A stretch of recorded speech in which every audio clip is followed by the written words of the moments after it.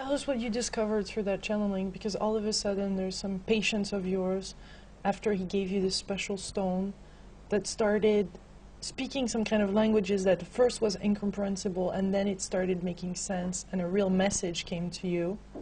What happened was, as these healings were coming about, word started spreading, and people started bringing me gifts. Now, gifts to them it had to do with this work, which meant people either brought me statues, little statues or big statues, every form of Mary, every Buddha, every Jesus, every this one, that one, and the other one. I mean, my office was starting to look like a store. Or they brought me crystals. Now, crystals come in one of two forms: pocket size or Volkswagen. You know, the ones that are so huge, where do you want it? Because once you put it down, there it is. So there were these giant things, and then there was the pocket size. And when someone gives you a pocket-sized crystal, they expect you to have it in your pocket. So I had this quartz and that crystal and this one and that one, and my pockets were so full that every time I'd bend over, some of them would fall out. And then, of course, the rose quartz always had to be shaped like a ball or an egg. So when it would fall out, it would roll down the hall, and you'd have to go chase after it. It was very exciting. You would hear them moving as I would move.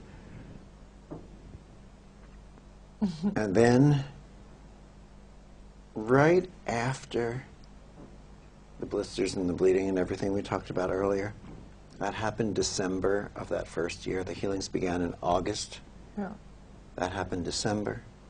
And in January, one of my patients came in with a gift. Now, I knew what the gifts were. They were either books, statues, or crystals. So it was in a box this big. That knocked out, most likely, statues and books. I knew it was a crystal. I opened it up. He was just beaming with pride. It was this little kind of mottled, murky, dark, blackish, brownish Not really pretty thing. Stone. Yeah, and I'm looking at it and trying to keep a smile on my face, you know. And, oh, what is it? He said, it's Moldavite. I'm thinking, Moldavite, what a lovely name, mold. Oh, yeah. Who wants to name something Moldavite? Why don't they have fungusivites to go with it? I mean, I'm thinking, ugh. I said, what's it for? He said, oh, it's very complicated. Very complicated. You should go to, at that time, there's a bookstore that's about to close this year, very famous internationally in West Hollywood area, I believe, called the Bodhi Tree Bookstore. He said, go to the Bodhi Tree Bookstore. You can find charts and books and things on it. I said, all right. I put it in my pocket. But you see, somewhere within, I don't know, 1 to 3 days, I didn't think to make a note of this because I didn't connect the two at that moment. One of my patients, who had been a good patient of mine for about 1.5 years, he had been not in my practice for about the last 6 months. So he was a patient for about 1.5 years. Mm-hmm. Then he went away, I don't know where or what. A couple months after that, the healing started, and then he returns, expecting the same chiropractor he was going to before. So I adjusted him, as I always did. I said, now close your eyes and lie down and relax. And while his eyes are closed, because my hands now had been feeling all sorts of sensations with all these people, I let my hands just sort of feel sensations. And as I did that, what I saw was this. His head jerked back, his eyes rolled to the top of his head, his mouth opened, his tongue started to move in a fashion that was clearly forming vowels, and air began to audibly escape through his mouth, looking and sounding something like this. Now, this was not confidence-inspiring. So as I moved my hands around, I noticed that when I feel a sensation, I move to an area where it gets stronger. That air sound coming out of him would get stronger. Where it moved to an area where I felt less, the air sound would get less. And I found that I could actually find the spots through feeling that would have that sound coming out of him get stronger. And I could tell he was speaking. You could see from the way his tongue was moving, it was clearly forming vowels. You knew that he was speaking, but I couldn't understand words, I actually brought my ear down closer to listen. And when I did that, I did hear something. It wasn't his voice, however. It was, I used to say this was the voice of our mothers that we all carry within us. I've changed my mind. This is the voice of my mother that we all carry within us, saying, "What are you doing? Get your ear away from that crazy person before he bites it." So now I'm trying not to be struck funny at the same time that I'm freaked out, which is a very odd And you have your patients balance. outside. Waiting in the other rooms while I'm doing this, and I suddenly figure, well, they are waiting. I guess I'd better stop. So I touched him lightly, and I said, "Fred, I think we're finished." And he opened his eyes. He looked at me. I looked at him. He didn't say anything, so I didn't say anything. I mean, what am I going to say? "Hey, what's this?" So he left. Well, I thought about it a lot. Yeah. At the end of the week, he came back in. I knew it was going to happen again. I took all the other patients ahead of him. Yeah. Then I gave him the fastest adjustment anyone ever had in their life. I said, "Close your eyes and relax." I brought my hands in, and I began to play and pull the sensations. The eyes rolled back, the mouth opened, the tongue moved, air came out again. But this time the air sort of condensed itself into a voice. What role were you playing right there?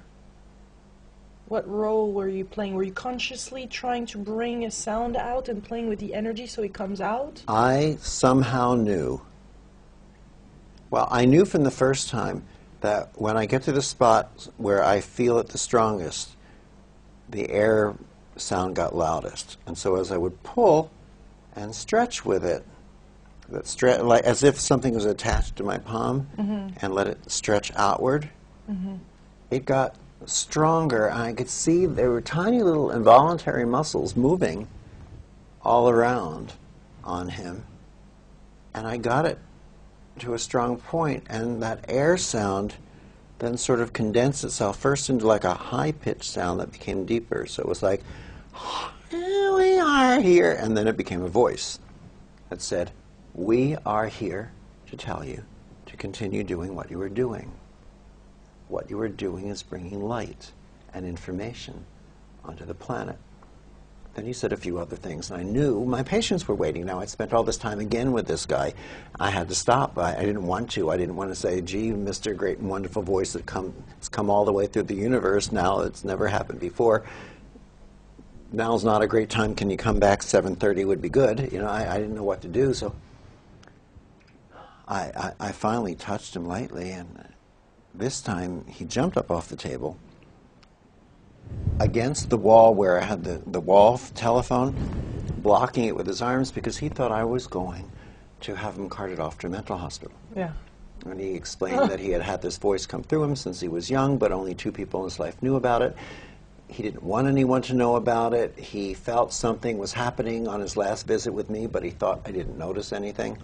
You know? And this time it sort of got away from him. So I thought, all right, this is something that he does. But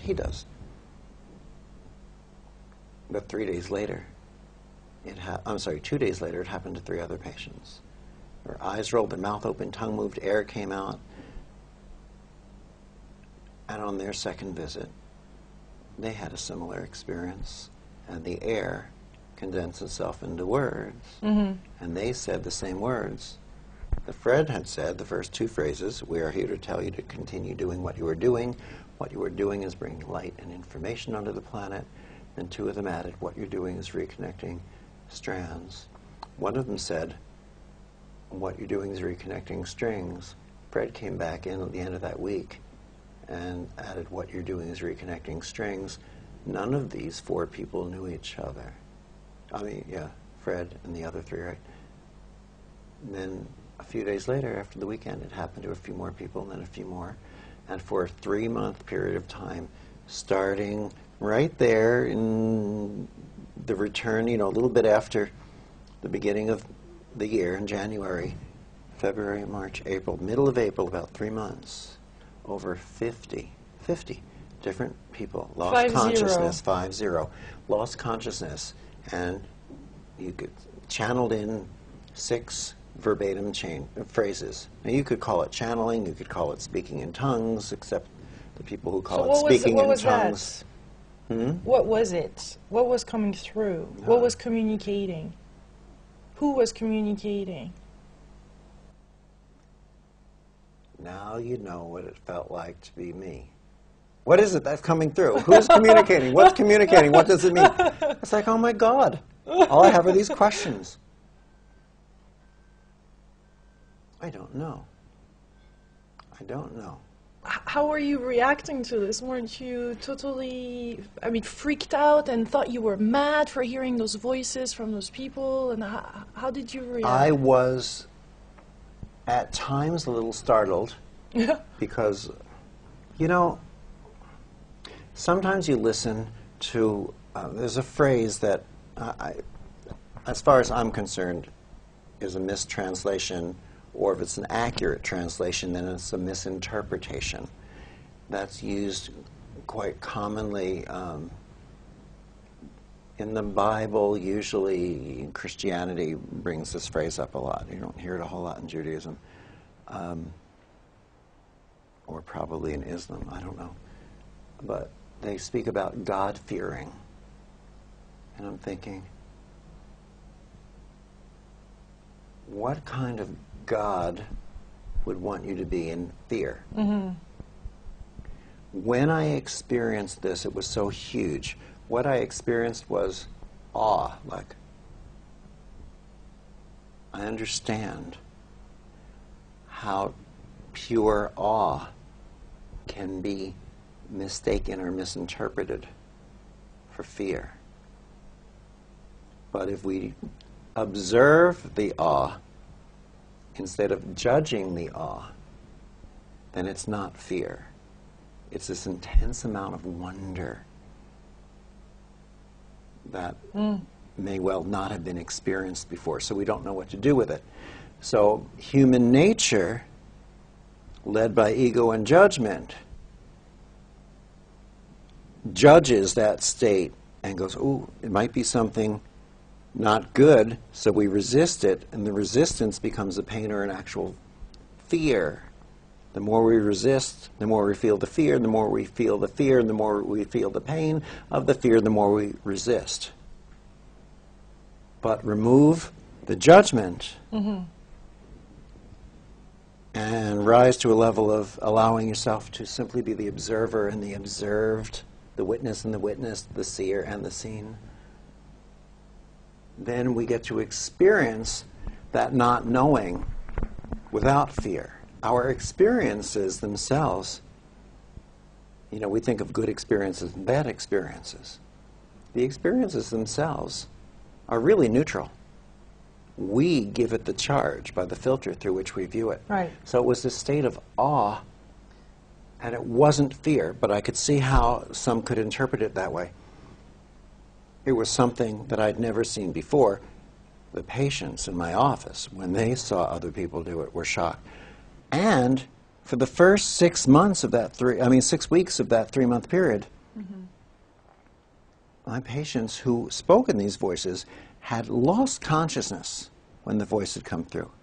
They didn't even know it. When they came to, the patients from my reception room and the other rooms had come in to see what was going on as they heard the voice come out. And they opened their eyes, and all these people were standing around them and saying, what's going on?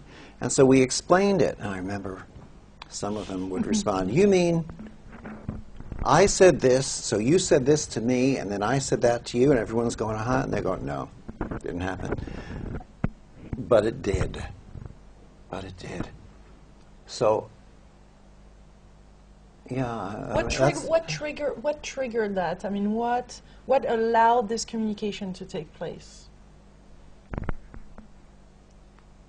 This Is that a sneaky way of saying, so get back to the Moldavite?